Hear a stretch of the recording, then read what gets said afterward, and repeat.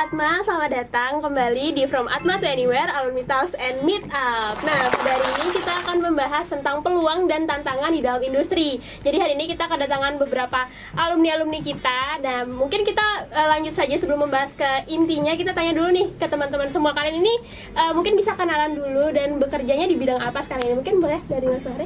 Oke, halo semua, perkenalkan nama aku Mares Andri Batito. Saya sendiri adalah salah satu pekerja di Twitch, platform Twitch.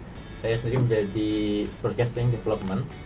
Jadi dalam pertemuan kali ini saya ingin berbagi sedikit mengenai ketertarikan saya terhadap penyiaran digital yang terjadi di platform Twitch. Baik, mungkin boleh selanjutnya. Oke, kalau tadi kan yang sebelah sini kan dari media, sekarang di sini mungkin yang dari corporate kali ya. Boleh. Perkenalkan, aku Sandra Wirna Firi, boleh dipanggil Glory. Aku sekarang bekerja sebagai employer branding di Nestle Indonesia. Dan udah 5 tahun ya di sini kebetulan. Lama banget ya ternyata udah. Halo, namaku Gabriel Tora Dewanto, panggil aja Tora. Di sini saya sebagai webcast dari industri Vindesco. Asik.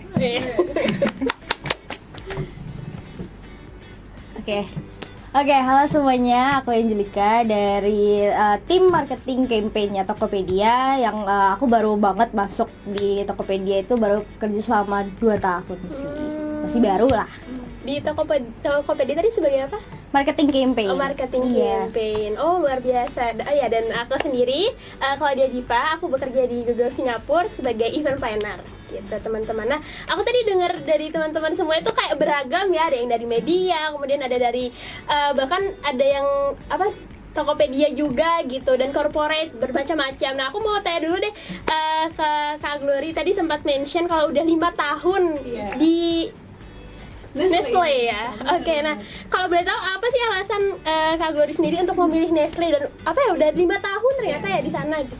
Oke, mungkin kalau alasannya mulai dari kenapa dulu ya. Jadi dulu aku sebenarnya tertarik sama 2 bidang, PR sama HR.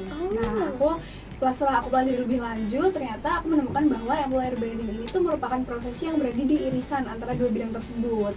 Jadi kayak di sini aku bisa menerapkan ilmu komunikasi karena kebetulan aku juga alumni ilmu komunikasi Atmajaya. Jadi kayak aku bisa menerapkan nih ilmuku gitu. Nah, di sini ilmu komunikasi itu bisa digunakan untuk membangun citra perusahaan sebagai tempat kerja yang menarik gitu. Sekaligus kita juga bisa memahami kebutuhan dan kenyamanan karyawan gitu. Jadi kayak balance lah gitu antara PR sama HR-nya dapat. Oke, terima kasih Kak Glory. Oh, ternyata begitu awal ketertarikannya bergabung ke Nestle ya. Nah, aku sekarang mau tanya nih ke Kak Tora, kayak kerja di Vindes ya katanya tadi. Oh, itu kayak berarti ketemu Vincent Desta dong berarti selama ini. Oke, boleh diceritain nggak kenapa pada akhirnya memilih bekerja di sana dan bidangnya media gitu? Iya, aku kasih tahu aja kalau Vindes itu sebenarnya bukan kepanjangan dari Vincent Desta, Oh iya. tapi dari vakansi dedikasi semesta. Oh, baru tahu ya. Gitu ternyata. Jadi kenapa sih aku milih di Vindes? Karena dulu jujur aja aku suka banget nonton Vincent sama Desta.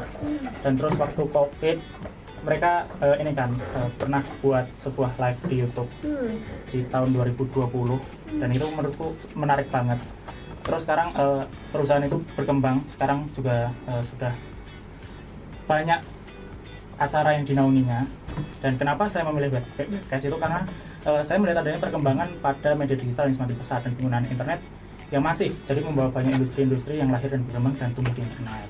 Oh gitu, dan ya kita baru tahu ya ternyata Vindes bukan Vincent Desta ternyata, dan juga menaungi banyak platform juga di dalamnya gitu ya kontennya. Nah tadi udah dari Mas Tora juga yang di media, aku juga penasaran nih sama Mas Mare, kayak di media di Twitter itu seperti apa sih, kenapa pada akhirnya memilih itu gitu? Oke, jadi sebenarnya kalau di Twitch ini saya sudah bekerja cukup lama. Saya dari awal platform Twitch ini ada, saya sudah ada sejak itu. Dimana kan saya jadi pengembang bagian broadcastingnya. Jadi kalau saya sendiri ini melihat bahwa kayak dunia penyiaran ini sekarang udah nggak lagi dimonopoli sama televisi ataupun radio gitu. Jadi perkembangan teknologi dan juga internet itu sudah mulai membuka ruang-ruang baru yang lebih interaktif, fleksibel, dan juga berbasisnya itu komunitas-komunitas gitu. Nah ini Twitch salah satu platform yang menarik untuk dikaji karena dia itu nggak hanya menampilkan konten secara langsung, tapi juga memungkinkan buat para penontonnya buat ikut langsung terlibat. Jadi karena ini platform lama kan, jadi dulu belum adanya sebanyak sekarang kan, jadi kayak ada chat, donasi, dulu kan nggak ada kan.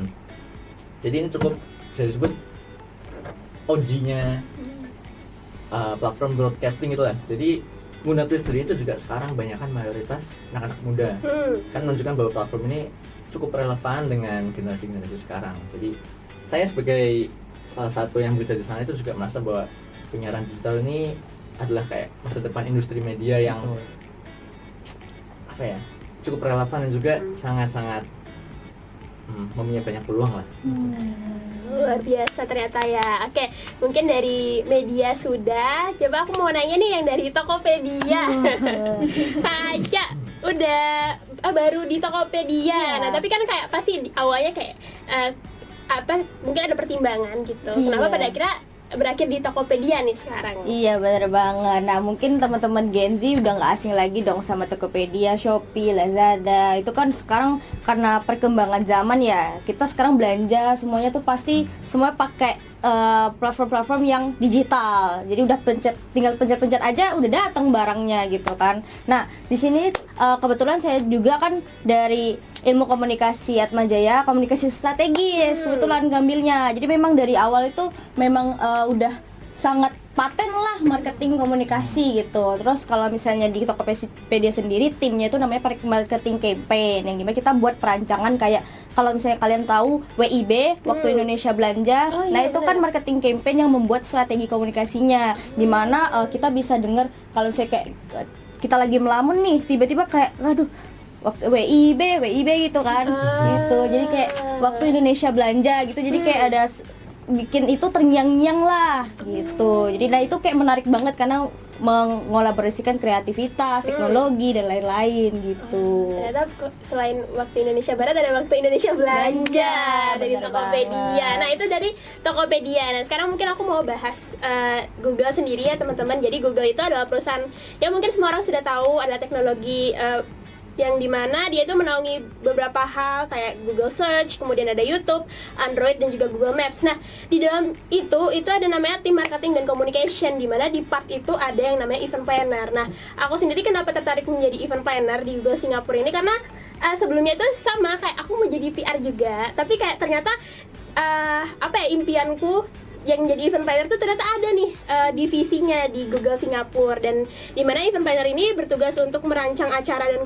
komunikasi yang menarik, khususnya ranahnya di Asia Tenggara, dari kerjasama dengan media dan pemerintah sampai bikin event yang seru dan bermanfaat dan sejalan dengan nilai Google itu sendiri. Nah, tadi kan kita udah dengar banyak nih teman-teman, tapi kita perlu tahu lebih lanjut nih, kayak kita nggak hanya menyerap gitu aja kayak oh menarik nih kerja di sini, tapi kita harus mempertimbangkan peluang dan juga tantangan yang ada. Nah, mungkin kita masuk ke dalam intinya nih. Mungkin dari tadi aku mendengar kayak asik banget nih bikin kayak waktu Indonesia Belanja, tapi kan itu nggak tercetus begitu saja, pasti ada tantangan tersendiri. Tapi mungkin bisa dijelaskan dulu peluangnya apa, kemudian tantangannya yang dihadapi di Tokopedia sendiri. Oke, kalau misalnya ngomongin tantangan waktu bikin event WIB-nya atau slogan WIB-nya itu mungkin agak banyak ya struggle-nya. Cuma kalau secara umum di Tokopedia sendiri itu kita kan di sini banyak berkolaborasi juga ya dengan artis-artis K-pop, terus dengan artis-artis lokal juga, nggak cuma K-pop, di luar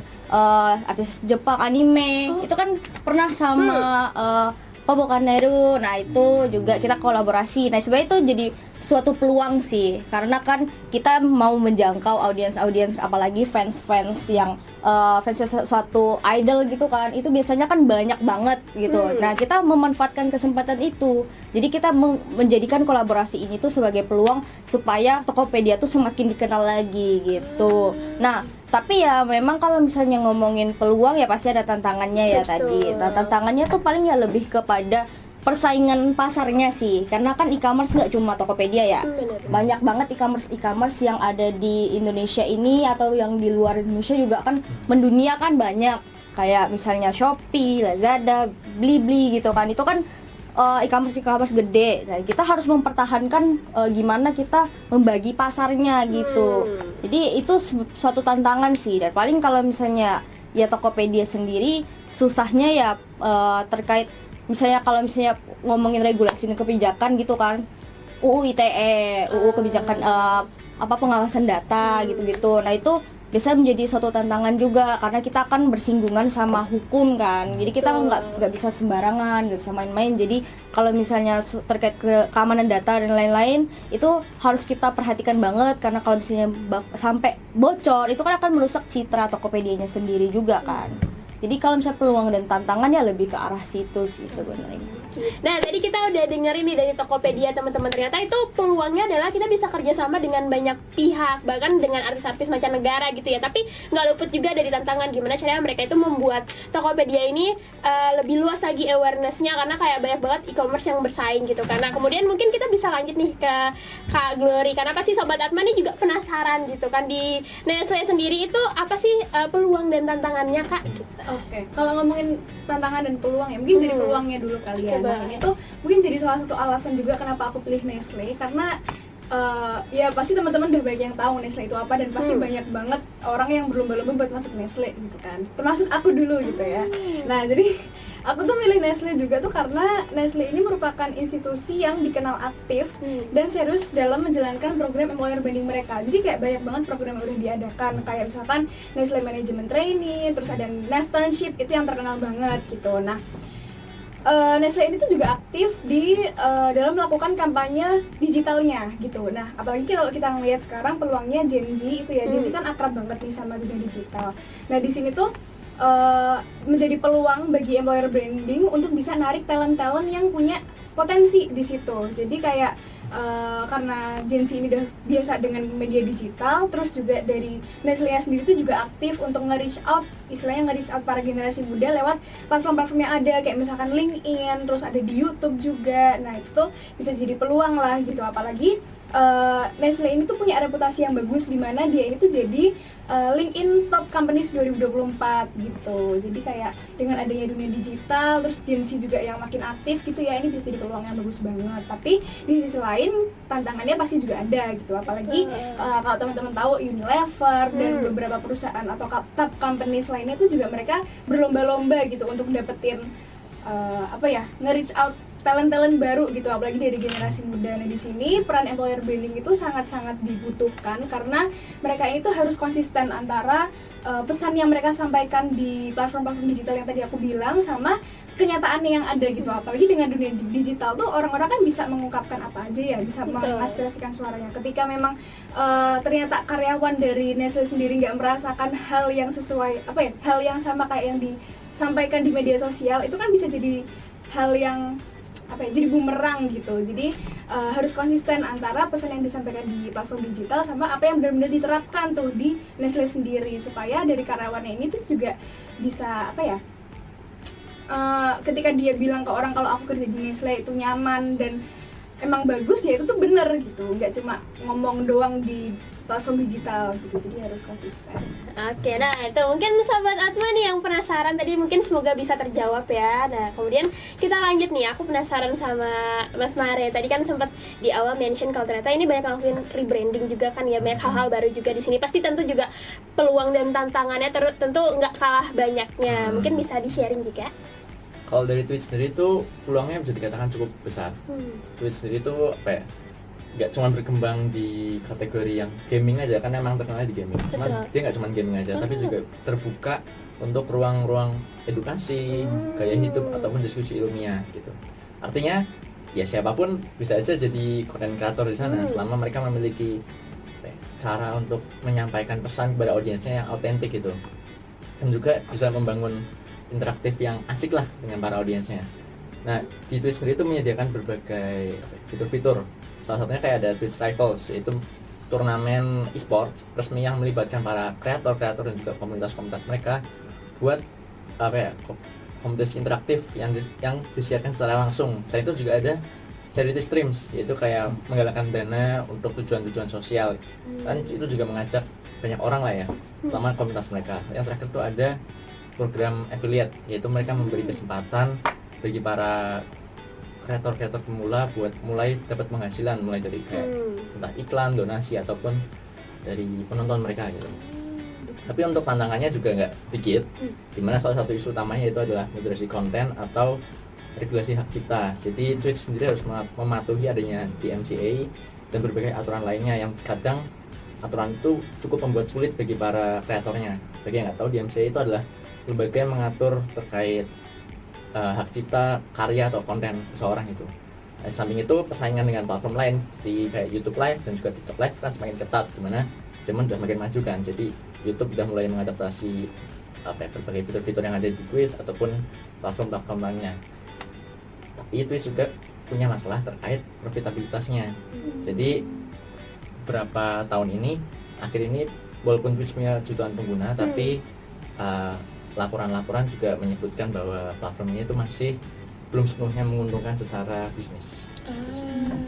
Itu menjadi salah satu tantangan terbesar ya. Oke. Nah mungkin hal tersebut juga mungkin bisa kita kaitin juga sama Google sendiri, karena mungkin sama-sama platform juga gitu ya. Jadi di event planner di tim marketing dan communication Google Singapura ini sebenarnya seru banget teman-teman. Tapi itu juga penuh tantangan, apalagi di era sekarang ini yang penuh digital, semua serba praktis, serba cepat. Nah jadi event tuh nggak cuman soal kumpul-kumpul aja, kayak ngerancanain event tuh udah nggak gitu doang gitu. Nah kita harus mikirin nih cara bikin apa yang lebih interaktif, lebih engaging dan juga relevan, terutama buat teman-teman Gen Z kayak Sobat Atma ini. Nah, misalnya sekarang itu banyak tren video pendek kan tadi juga disebutin. Kalau misalnya sekarang itu banyak orang bisa berkesempatan untuk jadi content creator. Nah, itu juga ada event plannernya juga. Kemudian konten yang bisa dirasain langsung kayak pakai AR dan konsep hybrid event, gabungan offline dan online. Nah, itu semua ngebuka peluang besar sebenarnya untuk kita bisa bereksperimen dan bikin acara yang lebih hidup. Apalagi di Google itu kita punya akses ke banyak data dan tools canggih kan sekarang ini, karena udah dekat banget sama teknologi. Tapi ya tentu tantangannya juga nggak kecil gitu. Nah di Google tuh punya komitmen yang kuat banget sekarang ini soal keberlanjutan, dimana target dari Google sendiri itu zero emission, dimana di tahun 2030 nanti itu kita ingin lebih ramah lingkungan lagi. Jadi sekarang itu kalau mau ngerancanain event planner tuh nggak cuman kayak tinggal mikir kayak ini idenya apa ya, tapi kita harus mikirin kayak ini ramah lingkungan gak ya, atau kayak apakah bahan-bahannya bisa didaur ulang, atau ini hemat energi nggak ya. Nah itu sekarang yang jadi concernnya dari Google sendiri. Nah terus karena kita ini mainnya di dunia data, sama juga mungkin ya kita tentu juga harus jaga privacy, itu kan juga sangat ketat apalagi terkait dengan data. Jadi seorang event planner itu di sini bukan cuma dituntut untuk kreatif, tapi juga harus punya sense of responsibility, tahu nilai-nilai etika, keberlanjutan dan tanggung jawab sosial. Nah, oke. Mungkin tadi itu dari Google. Mungkin sekarang terakhir nih, apa sih tantangan dan juga peluang nih di Findes sendiri? Aku pasti tahu nih sobat-sobat Atma tuh pasti kayak tertariknya salah satu sama ini nih gitu. Nungguin banget nih. Bener, coba kita lihat. Sebenarnya Findes sangat menarik. Iya. Kalau kalian lihat logo Findes itu sebenarnya di antara V sama D-nya itu adalah seni. Insight baru lagi nih teman-teman ya. Sangat lihat logonya lah. Mungkin boleh ditempelin di Kira-kira bisa tempelin sini ya. Oke, editor tolong deh.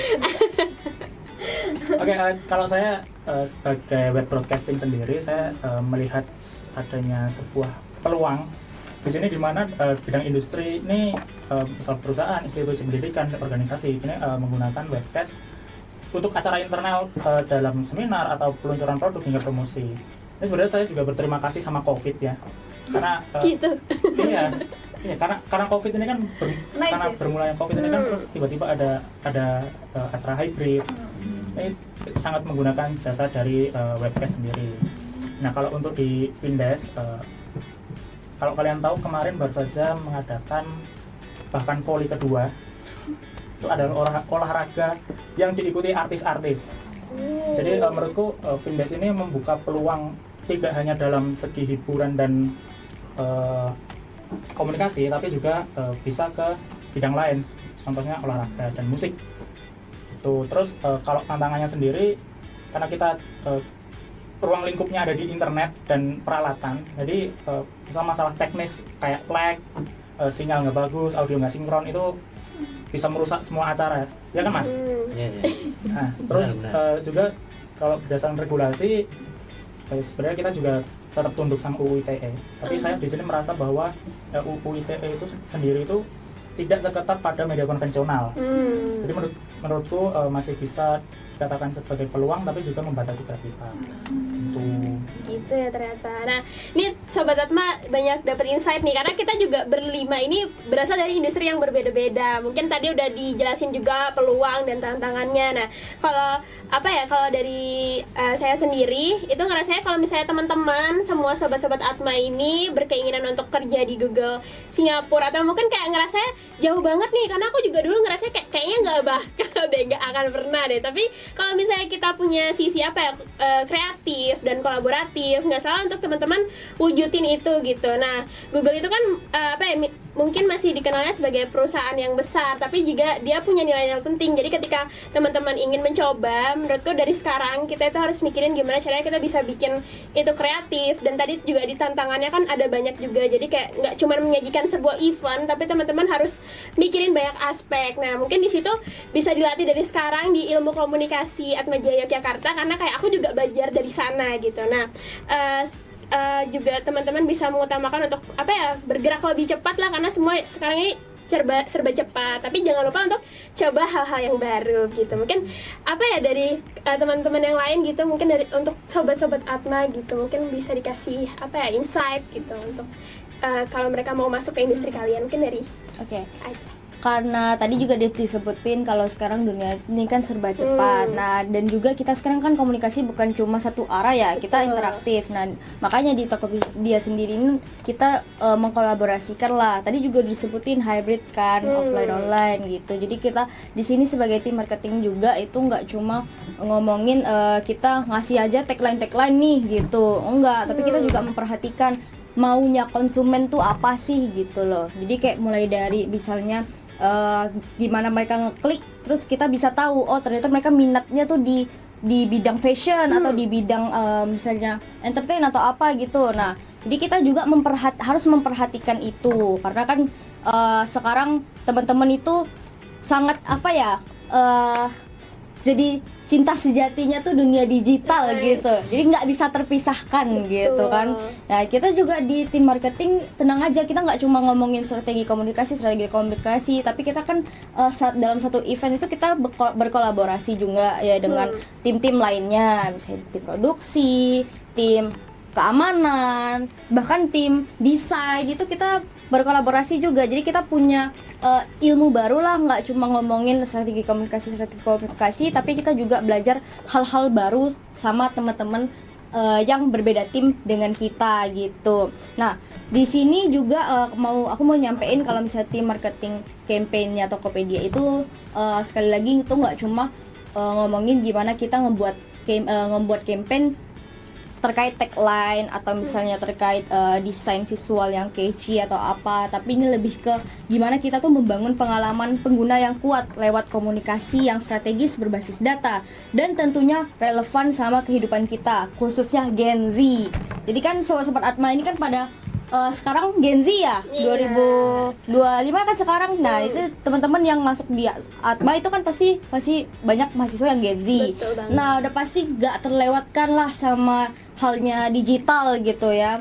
Jadi kita bisa lihat gimana dunia digital itu berkembang dan gimana kalian tuh juga bisa ngerasain perubahannya. Nah, kalau harapan dari aku sih teman-teman yang sekarang lagi di ilmu komunikasi, fokuskan mau kalian ke jalur apa gitu ya, jangan terlalu banyak bingung gitu, fokus aja ke satu arah gitu ya.